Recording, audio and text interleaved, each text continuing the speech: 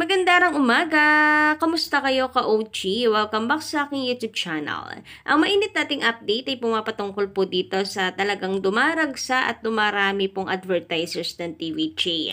Siyempre, ang TV ratings natin na tayo po ay nanalo muli ka-OG patungkol dito sa mga halushos na talagang sapalpal po sila sa katotohanan na TVJ is Itbulaga plus advertisers mismo ang nagpapahiya sa kanila ayon po sa ibang netizens kasi hindi po mababaliktad ang katotohanan na TVJ is Itbulaga. But before that, sa mga hindi pa po nakaka-subscribe sa aking channel, don't forget to click the subscribe button and notification bell para maging updated ka sa mga susunod natin balita, okay? Anyway, quick thanks lang po ka-OG, no, bago tayo magsimula sa atin pong balitaan. Dito po kay Miss, maraming salamat po sa inyo pong pa-super thanks. Kahit kalahati lang po talaga na pupunta na sa mga vloggers kasi syempre hati po yan ng YouTube.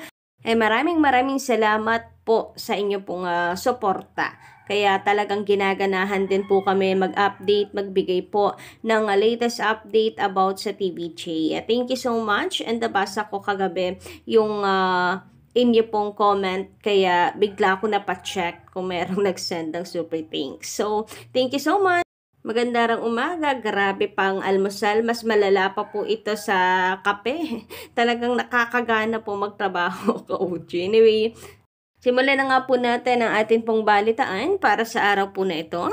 And quick update po muna tayo sa December 18, 2023 na TV ratings. So, araw po ito ng Lunes, 4.3%. Kaya naman ka-OG, number 1 ulit po tayo sa noon time. Grabe. Ito po ay regular day kasi Monday, pero nananatili na number 1 tayo. Ibig sabihin, hindi lamang po ang pagiging number 1 po natin sa noon time ay hindi lamang po tsamba. Yun po yung klaro dito. Hindi porke Sabado may guesting, may pasabog, ganyan, saka lamang po tayo magiging number 1. Kita po natin ang regular day, Monday hanggang Friday, number 1 tayo. So, yun ang tunay na, tunay na number 1 noon time show kasi hindi po tsamba lang. Kasi yung iba nakakatsamba po halimbawa mahina, masama po ang panahon. Alam po natin ang signal ng TV5. Nako, konting ulan lang, mahina na po yung signal. O di kaya ay katulad naman ang nangyari dito sa Showtime na kung saan ay nag-number 1 sila because of Dongyan na Dongyan's guesting. Dahil syempre curious po ang mga tao. Ano kaya nga mangyayari? Kasi nandun po si Karil, di ba po ang tatlong ito ay meron pong background, of course. Meron din pong issue doon. And matagal naman na yun, naka-OG. Pero, yun nga, mga tao, curious. Ano kaya nangyari? Meron na kayang, naghilom na kaya ang sugat between them? Ano kayang klaseng pakikipagsalamuha ang magaganap? Kaya tumaas din po talaga ang kanilang TV ratings. Pero hindi po ako kontra. Hindi naman tayo kontra dito sa pagiging number 1 ng Showtime. Mas okay nga sa atin na TVJ and saka Showtime na lang po nag-i-exist sa noon time. Noon time, sorry, napalambot. Noon time.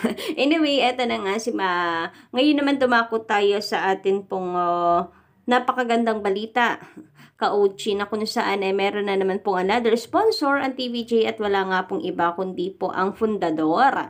So, thank you so much nga po pala dito na sa fundador, sa kanila pong company, dahil sa kanila pong tiwalang ibinigay sa TVJ and of course sa Legit Records. Kasi syempre damay tayo dyan. Kaya nga po sila naglalagay ng advertisers kasi tiwala po sila na tayo, mga Legit Records, ay susuportahan ang kanila pong produkto. So, thank you so much sa pag-a-advertise sa tiwala and asahan nyo naman na ang Legit Records ay meron pong balik. And grabe nga yun. Ito po yung balitang talagang may pruweba ka-OG. Sapagkat nakikita naman po natin sa EAT mismo ang kanila pong mga advertisers, major advertisers. Ang dami nga nung pinamigay nila nung nakaraan, di ba? So, kung susumahin natin, baka nasa 20 plus ang kanila pong major advertisers. So, isipin nyo na lang kung gaano po kalaki ang kita no, ng TVJ production. 'Di ba? Na maipamimigay pa po nila sa mga tao, sa live audience, sa barangay, and sa mga timbahay. 'Di ba mga ka-legit Tabicans? And we all know naman na napaka-genuine pagdating po sa pagtulong ng TVJ. Speaking of pagtulong, eto nga po kahapon, nakita natin yung post ng TVJ tungkol sa kanila pong medical mission na pati po laboratory ay libre, 'di ba, ka-OG? Sana more na ganito pong more ganitong proyekto kasi talagang marami pong matutulungan, hindi lang po financial kundi po yung mga may sakit, ka-OG, na mahal po kasi talaga ang magpa-check up din ngayon. And speaking of advertisers nga, ka-OG, so masasabi nga po natin na malaking supalpal ang pagpila,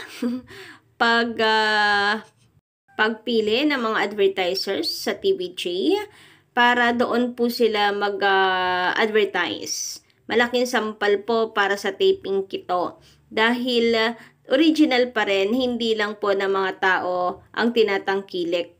Kundi pati na rin po ang mga advertisers, yung original pa rin ang tinatangkilik kasi nothing can beat the original. Totoo po yan. So, kumbaga ay para silang sinampal at napahiya ng mga advertisers dahil nga sa, alam naman po natin, sabi ni Jen Halushos nung nakakaraang interview po niya, 'di ba? Talagang kung maaari sila mismo ang pupunta sa mga office ng advertisers. Diyan naman daw po sila magaling, diyan nila kayang-kaya nila yung gawin. Pero anyari, bakit ang mga advertisers, ang balita po natin, ang mga advertisers sa TVJ pumupunta? No? So ano po nangyari doon sa pagiging hands-on or gagawing pag hands-on para lamang po may makuhang advertisers?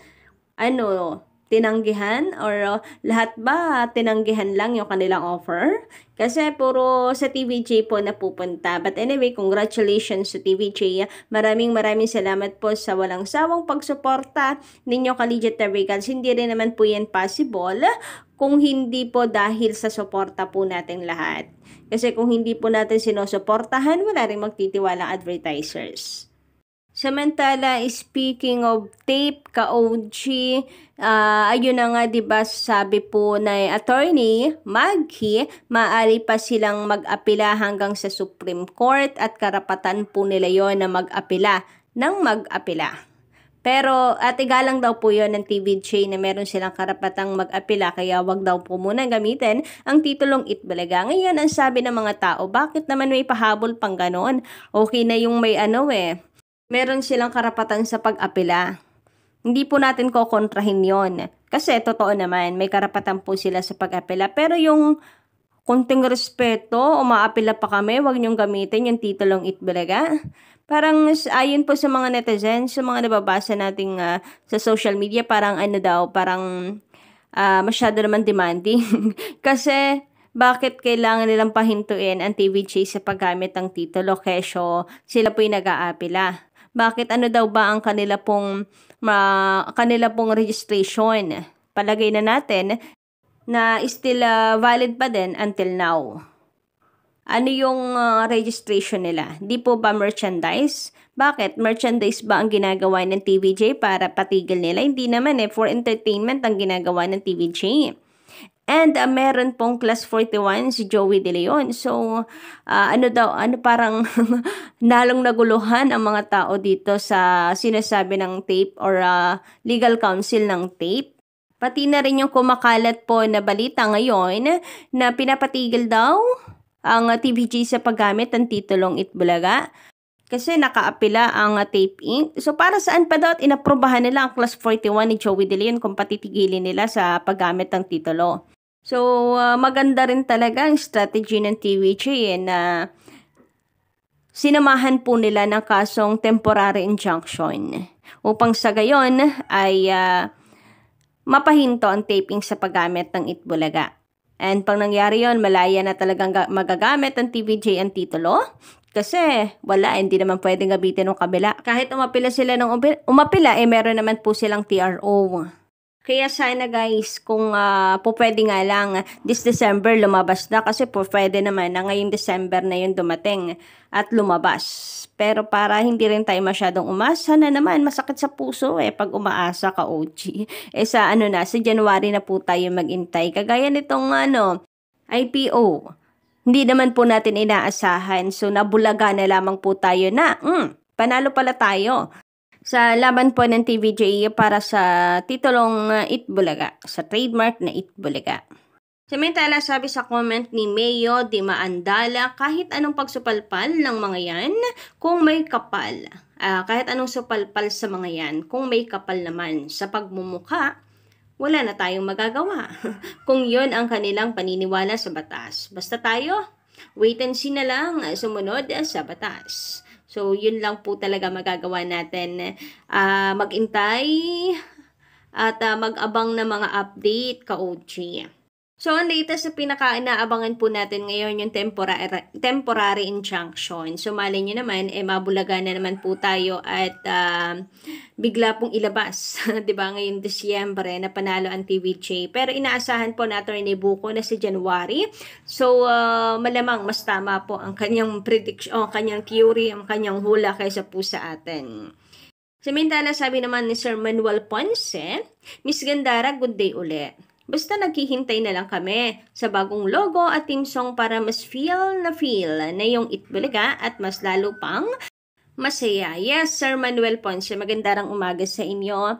And yung bagong logo talagang kaabang-abang. Ano nga kaya, pati po yung hidden message nito, ay kaabang-abang din, ka-OG. Or baka naman kanilang anuhin lang din po ang logo, baguhin lang ng color or something, ka-OG. Pero inaabangan po ito ng marami. Of course, sa bagong team song.